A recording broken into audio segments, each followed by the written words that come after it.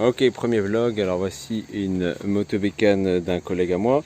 Du coup, moi, mon objectif, c'est de faire de la révision. Là, elle est dans ma voiture, je viens de la ramener du boulot. Et on va suivre cette aventure petit à petit.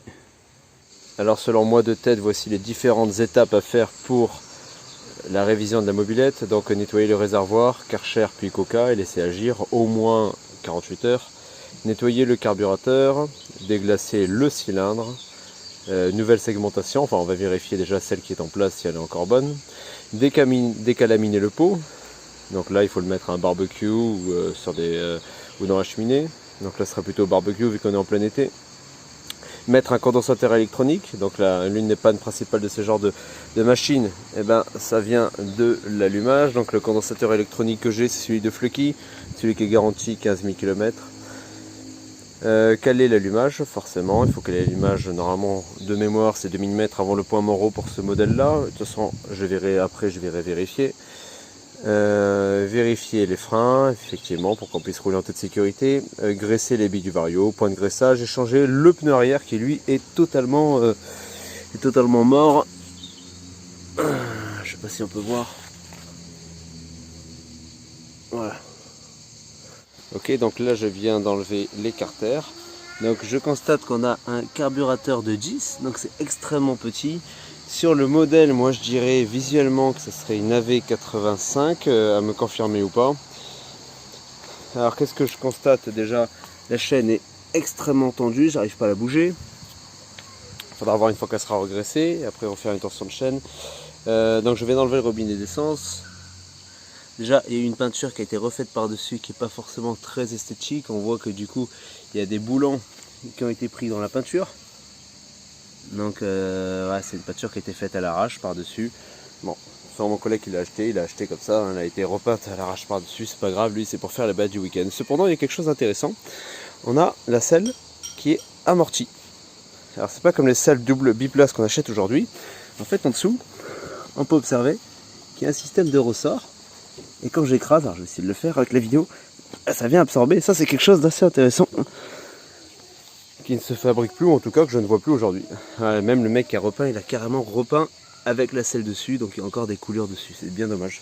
Donc là on voit la rouille intérieure, bon c'est pas horrible, on a connu pire, c'est de la rouille de surface, pas trop, qui a pas trop attaqué le métal, pas trop perforante.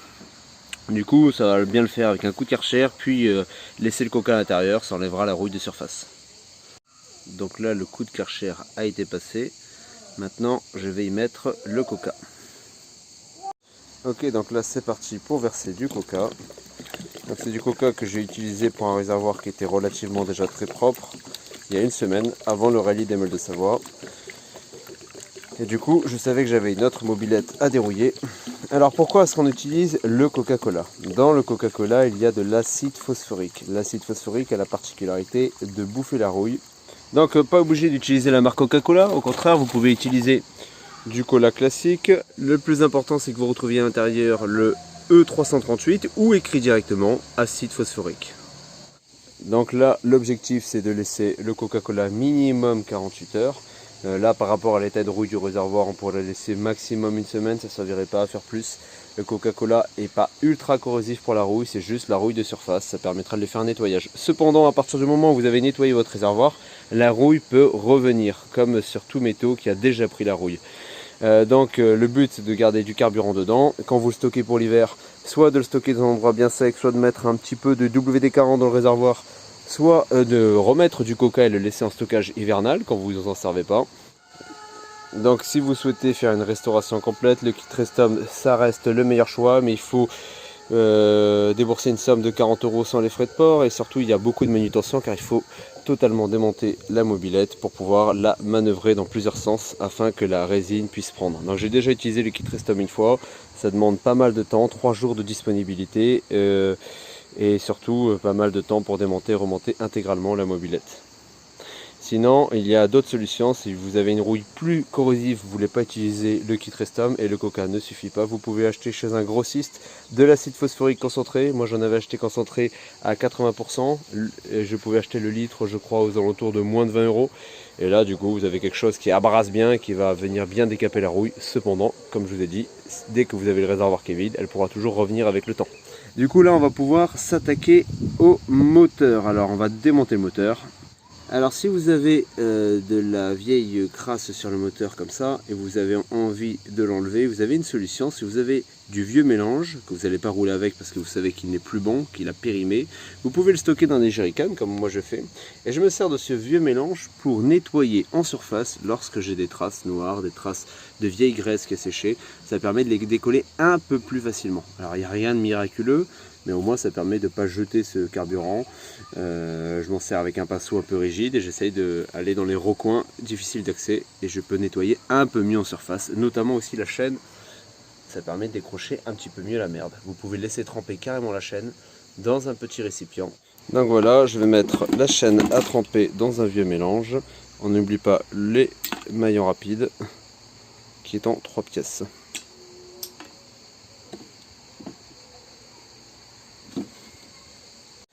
Alors un petit conseil quand vous démontez une mobilette qui n'est pas la vôtre, afin de ne pas forcer sur le filetage, moi ce que j'aime faire c'est déjà préparer les pièces qui vont être dévissées. Donc au WD-40, toutes les pièces que je serai amené à démonter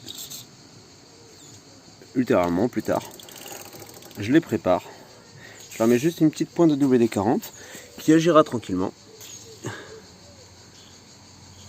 Comme ça plus tard, j'aurai plus qu'à faire le démontage. Donc ça c'est quand je ferai la révision de la roue.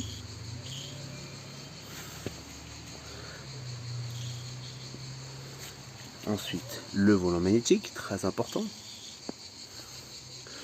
Ici j'ai le ressort qui tient le silent block qui tient le ressort moteur.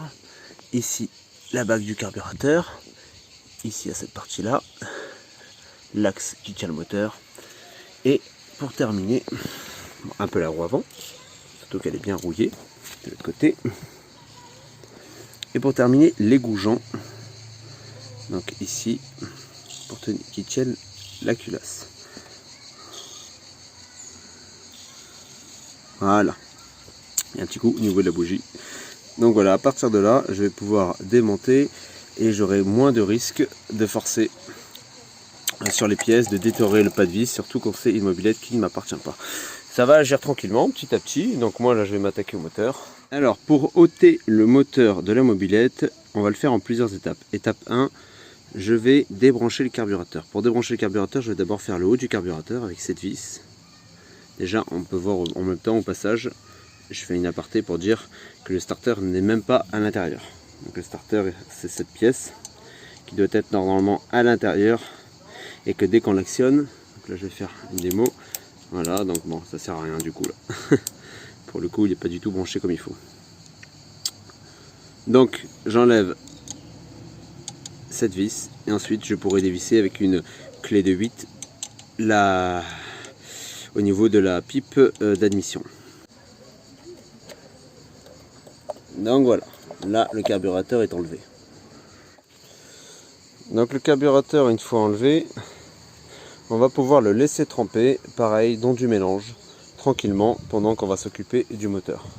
Donc j'ai enlevé le carburateur et je vois que malgré que le robinet d'essence est levé, donc il ne devrait pas couler, il s'égoutte. Donc mon collègue m'avait prévenu qu'il y avait un problème au niveau du robinet d'essence, ça je le vois. Donc c'est un robinet d'essence chinois. Maintenant qu'on a enlevé le carburateur, il va falloir enlever l'allumage. Alors l'allumage, vous avez 2 fils, un qu'on va tirer ici. Voilà, et l'autre du coup il est fixé à l'allumage et du coup on va le suivre et il nous amène à la bobine externe, juste là. Je le débranche et je vais venir faire passer le câble. Donc une fois que c'est enlevé, du coup on s'occupe d'enlever l'antiparasite de la bougie. Donc là je l'ai enlevé. Alors il ne tenait pas, normalement il est censé tenir dans la bobine externe par cette extrémité, à l'intérieur juste là. Mais là du coup il devait être mal vissé. En plus normalement il y a un petit capuchon qui se visse sur le pas de vis juste là. Donc là on verra au remontage pour arranger ce problème. On va désassembler le moteur de son ressort avec la vis qui est juste là. Voilà, une fois que le moteur est désaccouplé du ressort moteur, on va pouvoir s'attaquer à l'axe moteur juste ici. Mais avant tout, on enlève le décompresseur. Pour enlever le décompresseur, donc là je montre, je vais venir appuyer. Et ensuite je vais venir coulisser, j'ai besoin des 2 mains, je ne peux pas en filmant. Donc décompresseur enlevé, maintenant on prend une clé de 12 mm Normalement c'est 13, mais là je vois qu'on part sur du 12. Donc là le moteur est descendu, donc je vais en profiter pour régler ce problème de robinet d'essence. Donc maintenant qu'on a le moteur qui est sorti, à l'aide d'une clé de 32, on va venir desserrer le pot d'échappement. Et ensuite, on va l'enlever ici avec cet axe. Alors je viens d'enlever le pot et j'ai vérifié un petit peu les numéros moteurs et j'ai trouvé des choses intéressantes. Alors, il s'avère que sur la plaque que l'on voit là, sur la culasse vient d'un motoconfort de 1963. Grâce au numéro moteur, on peut le savoir. À ne pas confondre du coup avec ce qu'il y a marqué là, que le premier passage aux mines, alors je ne sais pas si on va pouvoir le voir avec la mise au point, mais bref, que le premier passage aux mines de ce type de modèle c'était le 21-10-1957. Donc voilà, la mobilette ne vient pas de 57, ça c'est le premier prototype qui est passé aux mines. Mais c'est là, la culasse vient de 63, mais j'ai un autre numéro moteur au niveau du cylindre. Et au niveau du cylindre, on voit 61. Alors je me suis dit, mais là, c'est 1961, 1963, c'est bizarre qu'il y ait plusieurs numéros. Alors je suis allé vérifier. Et il s'avère que le carburateur, il y a marqué dessus, alors on pourra peut-être pas le voir, c'est sous mon doigt. Bon bref, voilà, c'est marqué, moi j'arrive à le voir, 1961. Donc le carburateur, lui, aussi de 61. Et on a, par contre, la mobilette, qui n'est pas une moto confort, qui est une... Alors on va le voir, de toute façon, le logo des Gaulois. Voilà, c'est marqué, une moto bécane. Donc c'est une moto bécane au niveau du cadre, mais la culasse est une culasse moto confort. Il faut savoir que Moto Bécane avait les deux entreprises, mais c'est bizarre quand j'ai quelque chose d'hybride. Voilà, un mélange de 61, 63, bon c'est pas incompatible, hein, donc ça va très bien marcher.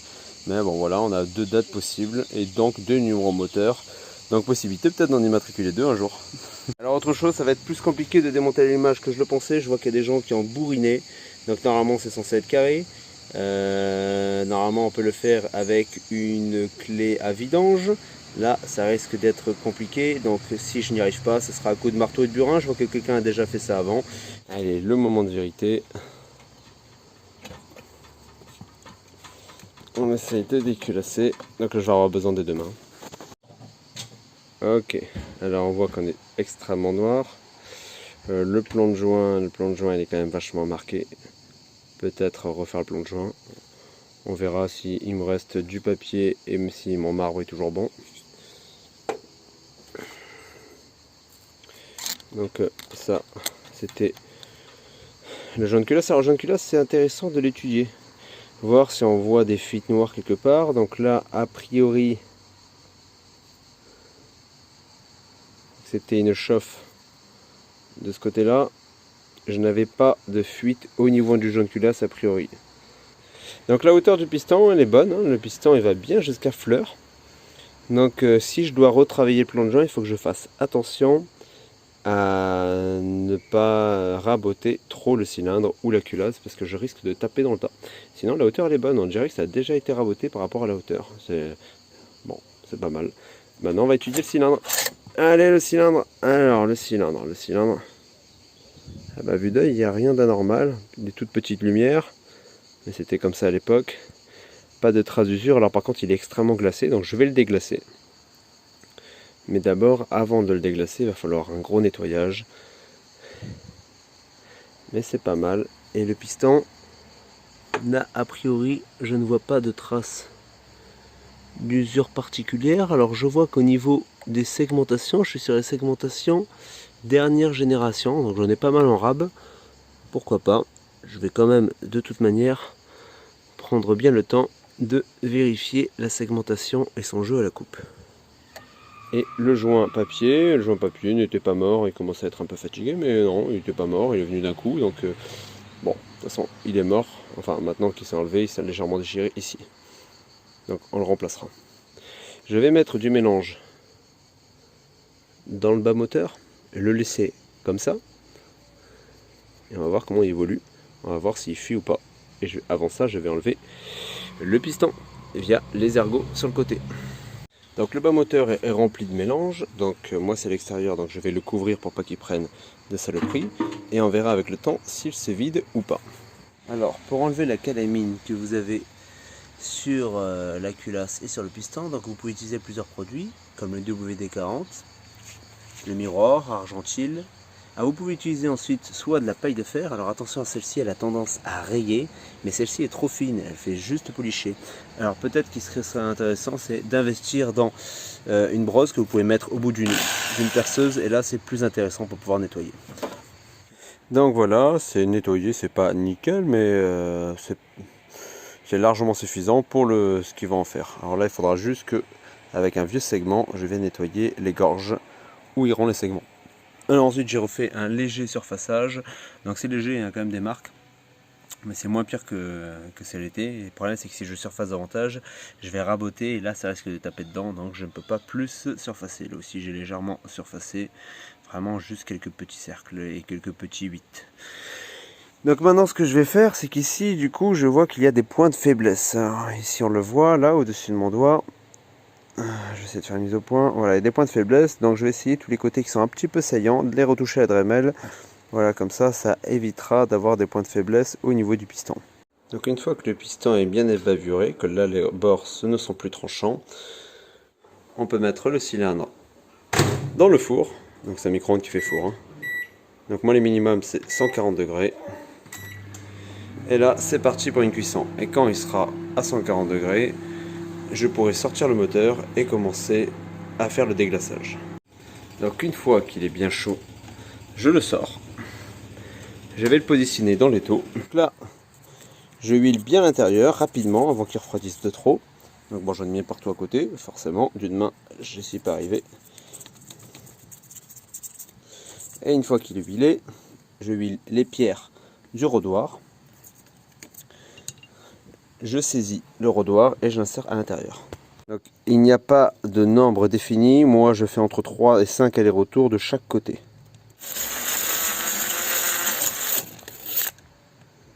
Donc, une fois le rodoir fait, on voit des mini rainures. Ces mini rainures, c'est ça qui est intéressant. Ça va nous permettre de pouvoir lubrifier le moteur dans les hauts régimes. Et pour ne pas pierrer, il vaut mieux avoir le moteur chaud. Donc, on peut observer ici que la cage à aiguille a des traces de fatigue. Du coup, je vais lui en mettre une nouvelle. Alors, la segmentation que j'ai enlevée du piston semble quasi neuve. Alors, je vais prendre le jeu à la coupe. Je vais le tester avec d'autres segments que j'ai d'occasion pour voir si celle-ci semble neuve ou pas. Donc après une vérification, les segments étaient effectivement en très bon état. Donc j'en ai un qui est à 0,15, l'autre qui doit être à 0,18. Donc je vais juste faire une petite retouche. Alors au niveau de la retouche, qui est intéressant à faire sur les segments, c'est, alors je vais faire la mise au point, les bords d'attaque. Je vais juste légèrement les limer, juste les bords d'attaque au-dessus et en dessous. Donc le bas moteur est bien étanche, j'ai mis du liquide, j'ai vu que ça ne s'était pas en allé avec le temps, j'ai pas observé de fuite à des endroits suspects. Donc là j'ai vidé le contenu du liquide et maintenant je vais pouvoir remonter le moteur. Alors je vais utiliser un joint que je vais huiler, mettre en place. Donc je le dis maintenant parce qu'après j'aurai les doigts huileux, je ne pourrai pas utiliser le téléphone pour filmer. Une fois qu'il sera mis en place, je vais pouvoir installer le piston. J'ai déjà installé les segments préalablement. Je vais l'installer ici, sur le pied de bielle du vilebrequin. Ensuite, du coup, je vais utiliser donc une nouvelle cage à aiguille. Je vais pouvoir le mettre en place et après, je vais mettre le cylindre dessus, mettre un nouveau joint de culasse et mettre la culasse qui a été j'ai un peu retravaillé le plan de joint sur le cylindre et la culasse, même s'il y a toujours des marques mais qui se sentent beaucoup moins déjà sous le doigt. Donc là le cylindre et le piston sont remis en place, j'ai mis un nouveau joint de culasse, je vais pouvoir donc refermer la culasse tranquillement et serrer au couple à 13 Nm. Donc voilà, j'ai serré à 13 Nm le serrage qui est préconisé. Donc j'ai eu beaucoup de chance, il n'était pas du tout serré. J'ai pu l'enlever sans forcer. Et maintenant, on va regarder à l'intérieur de l'allumage. Alors, qu'est-ce qu'on voit là? Il n'est pas si sale que ça. Il va falloir tout de même le nettoyer au pinceau et au dégrippant. On a un condensateur de basse qualité ici. Le mieux, c'est de le remplacer. Il va falloir que je vois avec le propriétaire s'il souhaite le remplacer ou pas. Moi, je peux lui en remplacer par un qui est un peu plus cher, mais qui est garanti 15 000 km. Mais vu qu'on est en carbure 10 et pas en carbure 12, ça devrait être 2,8 mm avant le point Moreau. Après, le mieux reste de faire des réglages réguliers et de voir quel est le meilleur calage d'allumage.